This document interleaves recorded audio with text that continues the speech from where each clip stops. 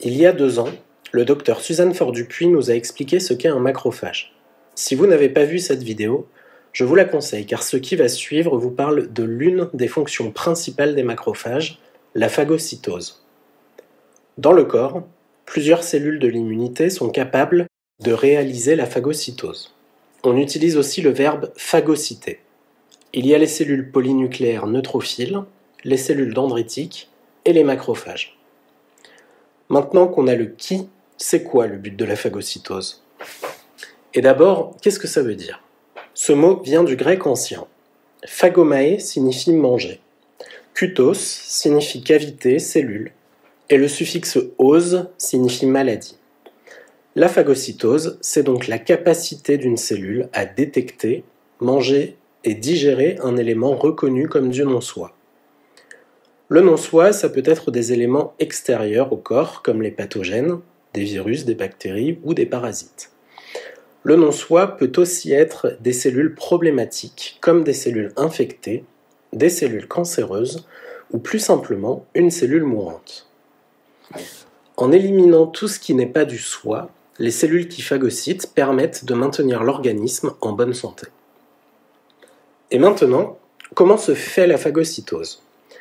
La cellule qui va phagocyter, on dit aussi le phagocyte, doit détecter l'élément indésirable. Cette détection se fait grâce aux anticorps produits par notre organisme. Les anticorps ont une forme en Y. Les 2 extrémités supérieures de l'anticorps peuvent reconnaître une protéine spécifique. On appelle cette protéine l'antigène. Votre corps est capable de produire des millions d'anticorps différents afin de reconnaître toutes les protéines du non-soi possibles. Ainsi, si une bactérie infecte notre corps, les anticorps spécifiques vont pouvoir reconnaître l'antigène de la bactérie et se fixer dessus. C'est la première étape. Si on reprend la forme de Y de notre anticorps, il reste une extrémité, la base du Y. Eh bien, cette base est une partie constante pour tous les anticorps. C'est d'ailleurs son nom, partie constante. Cette partie est reconnue par des récepteurs situés à la surface des phagocytes, appelés Fc récepteurs. En détectant l'anticorps lié à l'antigène de la bactérie, ces récepteurs déclenchent alors une cascade de réactions dans le phagocyte qui implique de nombreuses protéines. Tout d'abord, l'actine, qui est une protéine qui forme des branches dans la cellule, va venir étendre des bras de cellules pour encercler la zone où se trouve le Fc récepteur qui a détecté anticorps et bactéries. On appelle cela la coupe phagocytaire. Chez l'homme, on pourrait comparer ça au fait d'ouvrir grand la bouche pour avaler un aliment.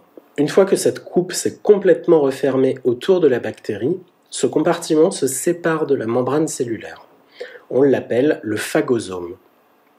Ce phagosome va migrer dans la cellule tout en maturant, un peu comme la nourriture qui va de notre bouche vers notre estomac.